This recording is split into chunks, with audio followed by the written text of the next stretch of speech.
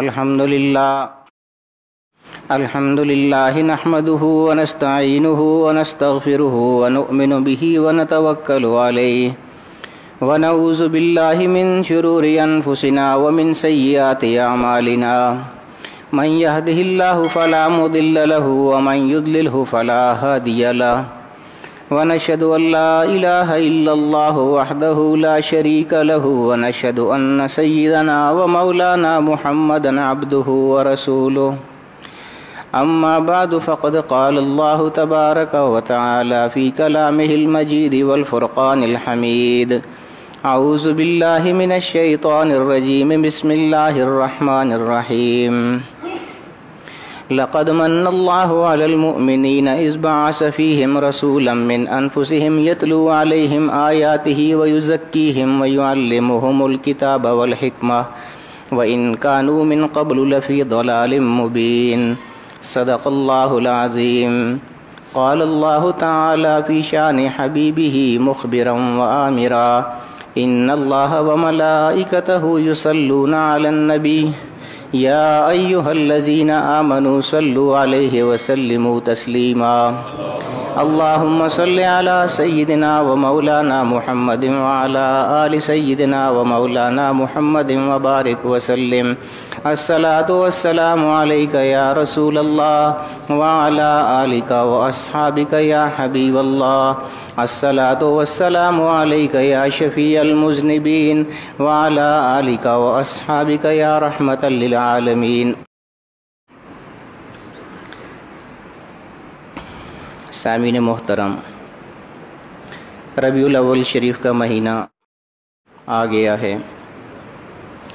یہ بہت حضور علیہ الصلاۃ والسلام کے ساتھ خاص نسبت رکھتا ہے، چونکہ اسی مہینے میں حضور علیہ الصلاۃ والسلام اس دنیا میں تشریف لائے.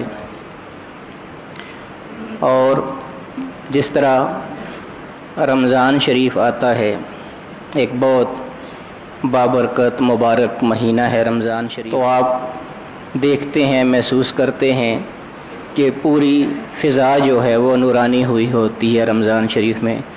اسی طرح جب ربیع الاول شریف کا مہینہ آتا ہے تو ہر طرف حضور علیہ الصلاۃ والسلام کے تذکرے بہت زیادہ ہونے لگتے ہیں اور پوری فضا جو ہے وہ روحانی ہو جاتی ہے، نورانی ہو جاتی ہے. یہ حضور علیہ الصلاۃ والسلام کی نسبت کا فیض ہے.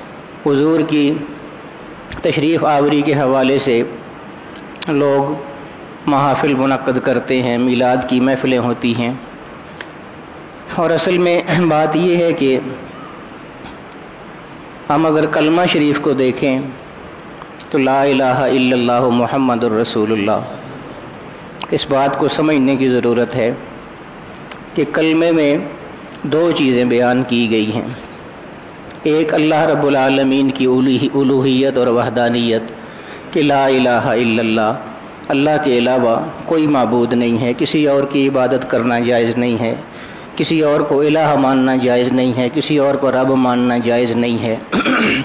اور ساتھ میں پھر دوسرا اس کا جز یا رکن کیا ہے کلمے کا کہ محمد الرسول اللہ، کہ محمد صلی اللہ علیہ وآلہ وسلم ان کی رسالت، ان کی نبوت، اس کو بھی ماننا ہے. تو گویا صرف لا الہ الا اللہ کہنے سے بھی بات نہیں بنے گی اور صرف محمد الرسول اللہ کہنے سے بھی بات نہیں بنے گی. یہ دونوں چیزیں ساتھ ہیں، دونوں کا تذکرہ ساتھ ساتھ ہونا چاہیے.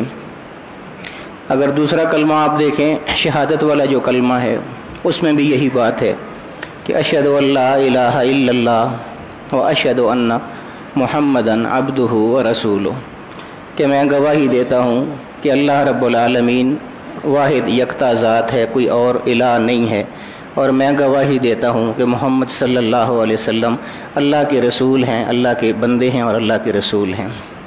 تو یہ میں عرض یہ کر رہا تھا کہ یہ دونوں چیزیں ساتھ ساتھ چلتی ہیں. صرف لا الہ الا اللہ پر اگر زور دیں ہم اور محمد رسول اللہ کو چھوڑ دیں تو پھر بھی بات ادھوری رہ جاتی ہے.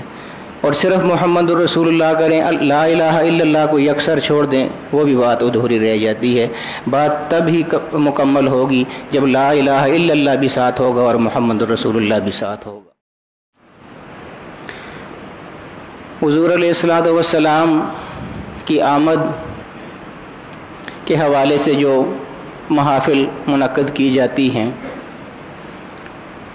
میں یہ سمجھتا ہوں کہ یہ محافل منعقد کرنا اور حضور علیہ الصلوۃ والسلام کی ان میں شان بیان کرنا، یہ اللہ رب العالمین کی بھی سنت ہے۔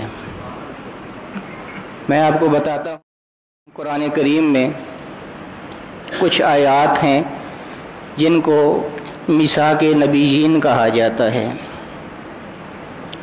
بڑی خوبصورت اور دلچسپ بات ہے کہ انبیاء علیہم السلام سے اللہ پاک نے عہد لیا، وعدہ لیا۔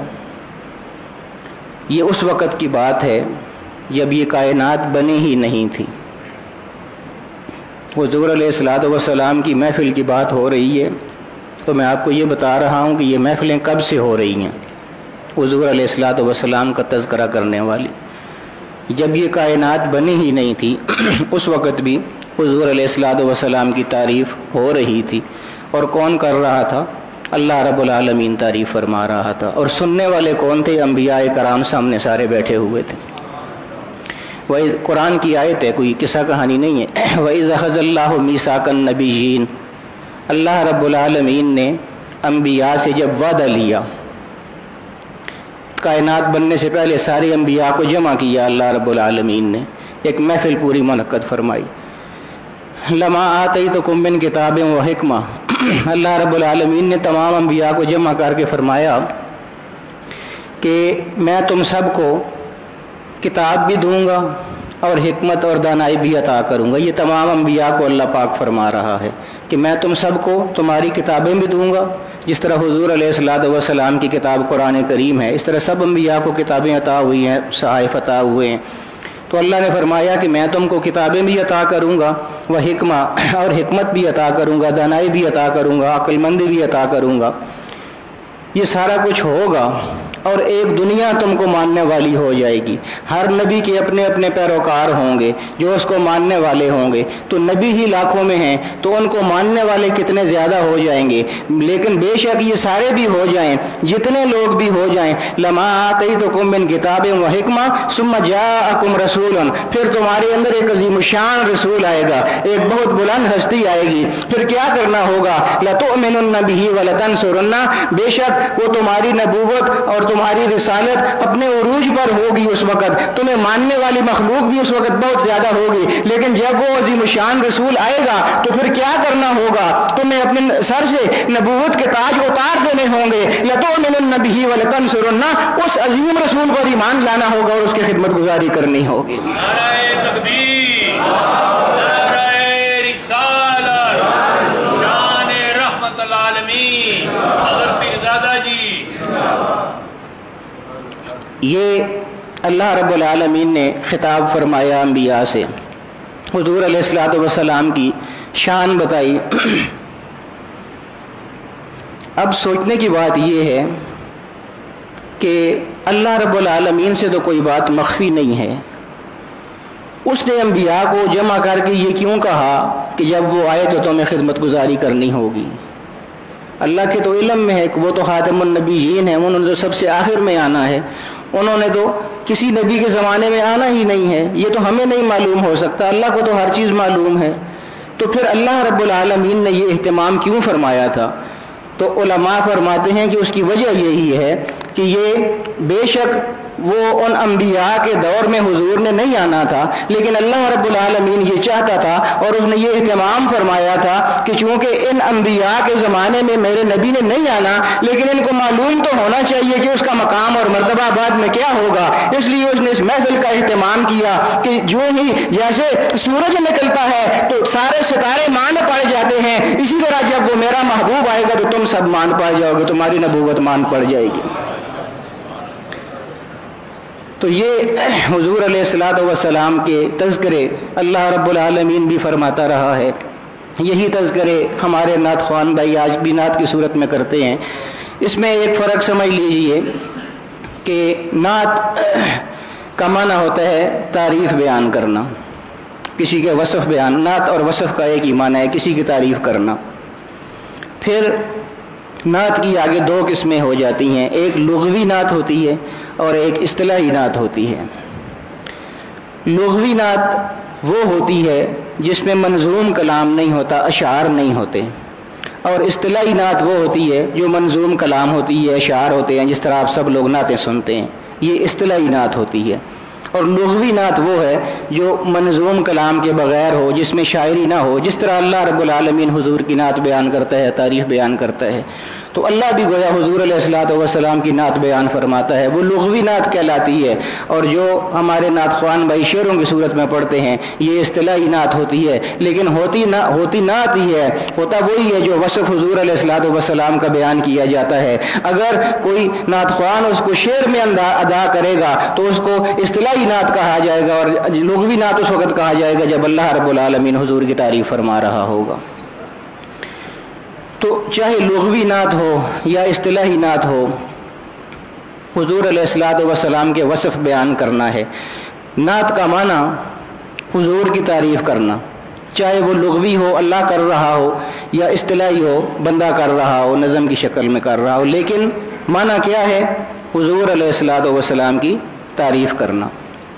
اب اس بات کو بھی سمجھیے، کچھ باتیں اصلاحی حوالے سے بھی ہونی چاہیے کیونکہ یہ بھی بہت ضروری ہوتی ہیں۔ کچھ مزاج شاعروں کے بھی ایسے ہوتے ہیں اور نعت خوانوں کے بھی ایسے ہوتے ہیں کہ وہ دوسروں کو برا بھلا کہتے ہیں۔ ایسا نہیں کرنا چاہیے، جس طرح بھی راجہ صاحب فرما رہے تھے کہ جوڑنے کی کوشش کرنی چاہیے، توڑنے کی کوشش نہیں کرنی چاہیے۔ دیکھیں، جو بیان ہوتا ہے، جو تبلیغ ہوتی ہے، اس میں کوئی شک نہیں کہ سب سے زیادہ بہترین تبلیغ کرنے والے حضور علیہ الصلوۃ والسلام ہیں۔ ان سے زیادہ اچھی تبلیغ کون کر سکتا ہے؟ یہ کس نے کی ہوگی؟ ممکن ہی نہیں ہے۔ لیکن ان کو بھی جب اللہ رب العالمین نے تبلیغ کا فرمایا تو باوجود اس کے کہ وہ سب سے اچھی تبلیغ کر رہے تھے، سب سے اچھے انداز میں کر رہے تھے، پھر بھی اللہ نے کیا فرمایا؟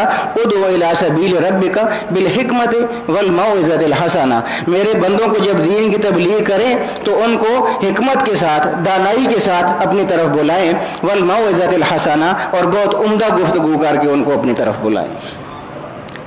تو یہ اس کی یعنی کتنی اہمیت ہے اچھے طریقے سے دوسرے کو دعوت دینا۔ حالانکہ حضور علیہ الصلوۃ والسلام تو آپ جانتے ہیں وَإِنَّكَ لَعَلَىٰ خُلُقٍ عَظِيمٍ، ان جیسے تو اخلاق کسی کے دنیا میں ہو ہی نہیں سکتے، بلکہ علماء فرماتے ہیں کہ وَإِنَّكَ لَعَلَىٰ خُلُقٍ عَظِيمٍ، اس میں بڑی عجیب ایک خوبصورتی ہے کہ اللہ رب العالمین اگر یہ فرمانا چاہتا کہ آپ بہت اچھے اخلاق والے ہیں تو اللہ فرماتا، عربی میں اس طرح ہوتا کہ وَإِنَّكَ لَذُو خُلُقٍ عَظِيمٍ، آپ بہت عظیم اخلاق والے ہیں، لیکن اللہ رب العالمین نے اپنے حبیب کی شان میں ایک درجہ اور بڑھا دیا، اور یہ نہیں فرمایا کہ آپ بہت عظیم اخلاق والے ہیں، بلکہ فرمایا کہ وَإِنَّكَ لَعَلَىٰ خُلُقٍ عَظِيمٍ، جو عظیم ترین اخلاق ہیں وہ بھی آپ سے نیچے ہیں اور آپ ان سے بھی زیادہ اوپر ہیں، آپ کی ذات ان سے بھی زیادہ اوپر، لَعَلَىٰ خُلُقٍ عَظِيمٍ۔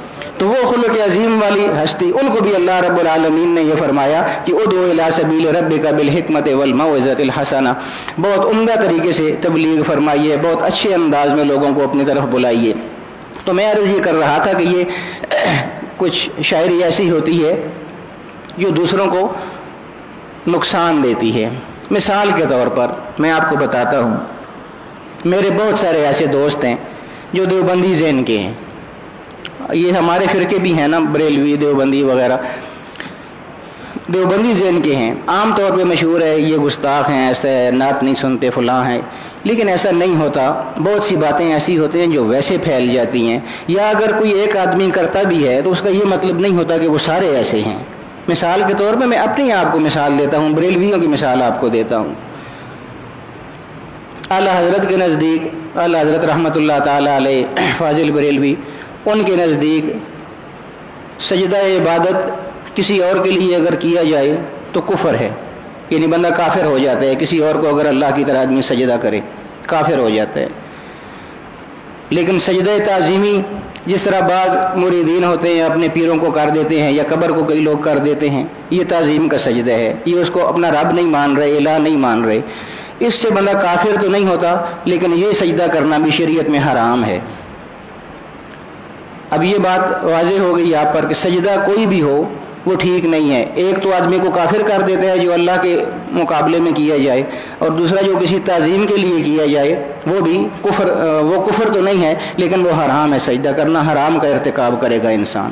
لیکن اگر کوئی ایسا شخص ہے جس کو یہ باتیں نہیں معلوم، وہ کبھی آ کے مزار پر سجدہ کر دیتا ہے، قبر کو سجدہ کر دیتا ہے، تو وہ اپنی لا علمی کی وجہ سے کر رہا ہے۔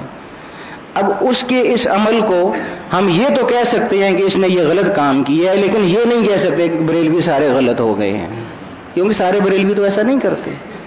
جو کام کوئی بندہ غلط کرے گا اس کو بے شک آپ غلط کہیں، لیکن ایک آدمی کے غلط کام کرنے کی وجہ سے سب کو غلط کہنا یہ ایک غلط بات ہے۔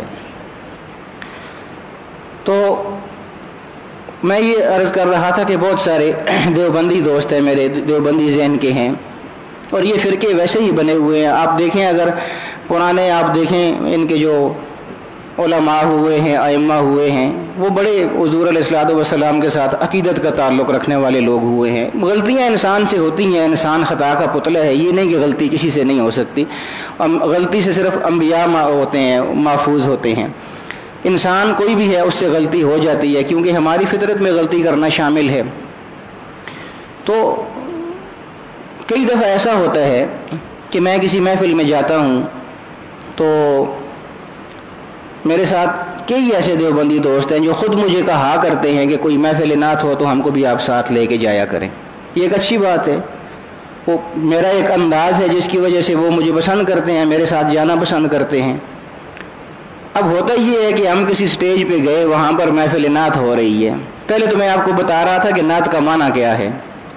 نعت کا معنی میں نے آپ کو بتایا کیا ہے، حضور علیہ الصلوۃ والسلام کی تعریف کرنا، یہ نعت ہوتی ہے۔ اب ہم کسی سٹیج پہ جب جاتے ہیں اور وہاں کوئی شاعر کوئی نعت خوان یہ شعر پڑھتا ہے کہ کوئی سڑدا تے سڑ جاوے، کوئی بلدا تے بل جاوے، اس طرح کے ہیں نا اشعار نعت میں، یہ بے شک ان لوگوں پہ چوٹ ہو رہی ہے، لیکن یہ نعت نہیں ہو رہی۔ نعت کا تو معنی ہی حضور کی تعریف ہے۔ اس شعر میں آپ حضور کی تعریف کہاں کر رہے ہیں؟ یہ تو اس میں تو آپ دوسروں کو برا بھلا کہہ رہے ہیں، تو اس کو تو ہم نعت کہہ ہی نہیں سکتے۔ اچھا، دوسرا اس کا نقصان کیا ہوتا ہے کہ جب اس طرح کا کوئی شعر پڑھتا ہے تو وہ میرے جو دیوبندی دوست وہاں سٹیج پہ بیٹھے ہوتے ہیں یا نعت سننے کے لیے گئے ہوتے ہیں میرے ساتھ، وہ بعد میں مجھے کہتے ہیں جی دیکھیں نا جی ہم کیسے آپ کی محفلوں میں آئے۔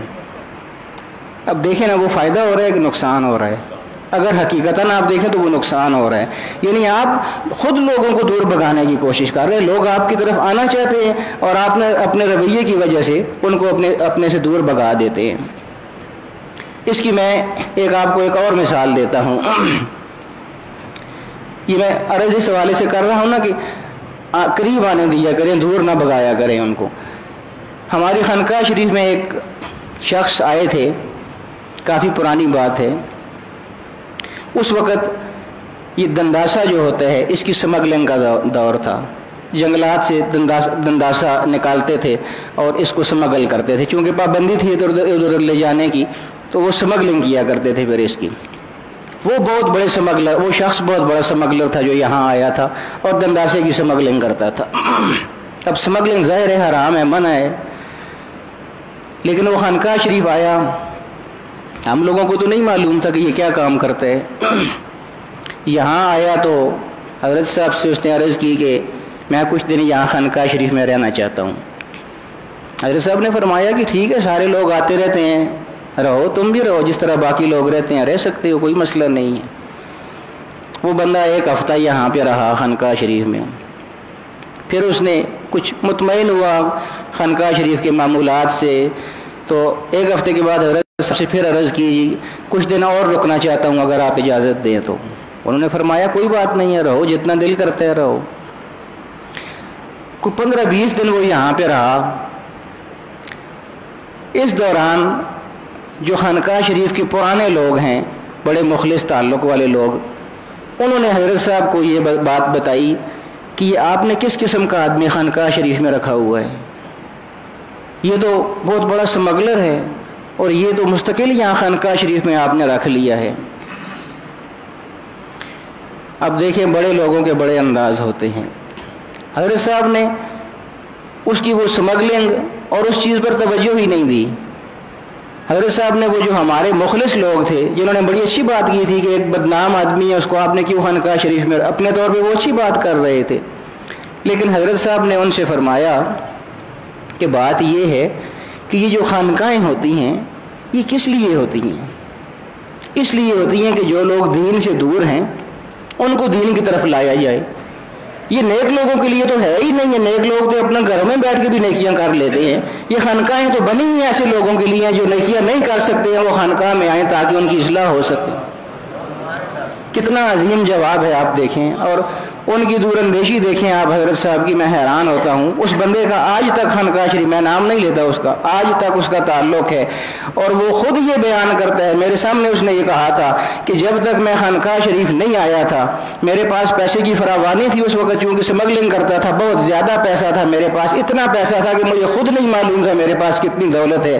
تو اس وقت چونکہ میں دین سے بہت زیادہ دور تھا، ہماری زندگی اور طرح کی گزرا کرتی تھی، ہم لوگ مجرے کرتے تھے، عورتیں بلائے، اس طرح کی محفلیں ہم کرتے تھے، ساز بجاتے تھے، گانے وغیرہ، ناچ، یہ ساری چیزیں، میری ساری زندگی ان چیزوں میں گزری ہے، اور مجھے نہیں یاد پڑتا کہ خانقاہ شریف میں آنے سے پہلے میں نے کوئی ایک بھی نماز پڑھی ہو یا کوئی ایک بھی روزہ رکھا ہو۔ اور حضرت صاحب کی وہ تربیت کا یہ انداز ہے اور یہ عالم ہے کہ آج اس وقت وہ بندہ موجود ہے، اور میں آپ کو حلفیہ کہتا ہوں کہ اس کی فرض نماز تو چھوڑے، کوئی ایسی رات نہیں ہے جو تہجد بھی اس کا قضا ہو جائے۔ نعرہ تکبیر، نعرہ رسالت، شان اولیاء کرام۔ کچھ سمجھ آئی آپ کو میں کیا سمجھانا چاہ رہا ہوں؟ آپ کو قریب آنے دیا کریں، دور مت بگایا کریں، اپنے رویے جو ہیں ان کو اچھا کریں۔ حضور علیہ الصلوۃ والسلام کے حوالے سے یہ ہماری گفتگو ہو رہی ہے، لیکن میں عرض کر رہا تھا کہ ساتھ ساتھ اصلاح بھی انسان کی ہونی چاہیے۔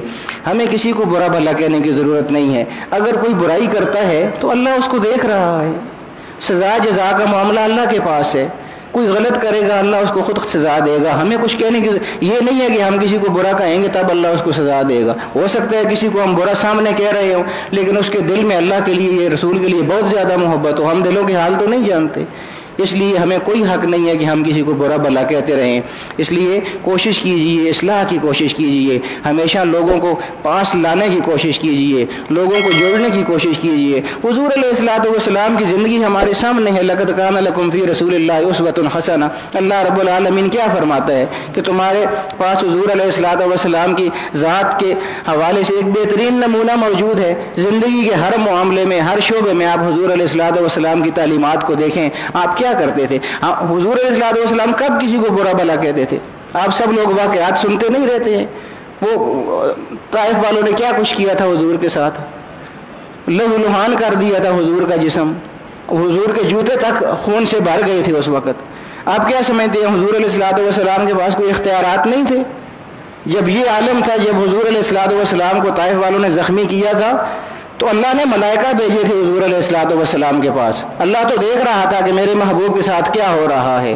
حضور علیہ الصلوۃ والسلام نے اس وقت بھی بدعا نہیں کی تھی ان لوگوں کے لیے، کتنا زخمی کیا تھا، لہو لہان کر دیا تھا حضور علیہ الصلوۃ والسلام کو دین کی تبلیغ کے سلسلے میں، اور اللہ رب العالمین نے فرشتے بھیج دیے، حضور نے کوئی شکوہ شکایت نہیں کی تھی، فرشتے آ گئے۔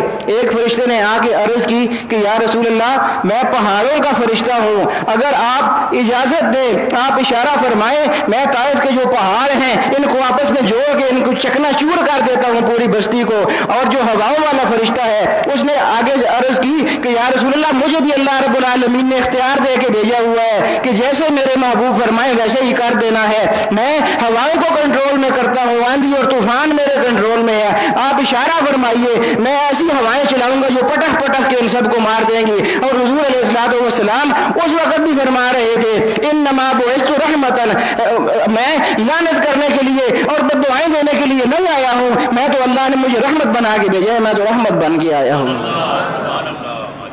تو حضور کا اسوہ تو یہ ہے لوگوں کو جوڑنے کے لیے۔ پھر ہم کس طرف جا رہے ہیں؟ ہم کیوں لوگوں کو برا بھلا کہہ رہے ہیں؟ جو برا ہے وہ اللہ اس کو جاننے والا ہے، اگر کسی دل میں فطور ہے، کسی کے دل میں فطور ہے، کسی کا دل صاف نہیں ہے، وہ بھی اللہ جاننے والا ہے، وہ دلوں کے حال جاننے والا ہے۔ ہمیں کوئی حق نہیں پہنچتا کہ ہم دوسروں کو برا بھلا کہیں، ہمیں کوشش یہ کرنی چاہیے کہ اپنے آپ کو ہم ٹھیک کریں۔ میرے ایک استاد تھے، وہ فرمایا کرتے تھے، مولانا رشید نقشبندی صاحب رحمۃ اللہ تعالی اللہ ان کے درجات بلند فرمائے، وہ مجھے کہا کہا کرتے تھے کہ سارے لوگ اس چیز پر زور دے رہے ہیں کہ میں اس کو ٹھیک کر دوں، میں اس کو ٹھیک کر دوں، میں اس کو ٹھیک کر دوں، اس پر کوئی زور نہیں دے رہا کہ میں خود کو ٹھیک کر دوں۔ جب ہم خود کو ٹھیک کریں گے تو یہ معاشرہ ہمارا ہی نام ہے، ہم ہی معاشرے میں بستے ہیں۔ ہر آدمی کو چاہیے کہ وہ اپنے آپ کو ٹھیک کرے۔ جب ہر آدمی اپنے آپ کو ٹھیک کرے گا تو معاشرہ خود بخود درست ہو جائے گا۔ اللہ رب العالمین ہمیں ان باتوں کو سمجھنے اور صحیح طور پر ان پر عمل کرنے کی توفیق عطا فرمائے۔ وآخر دعوانا الحمدللہ رب العالمین۔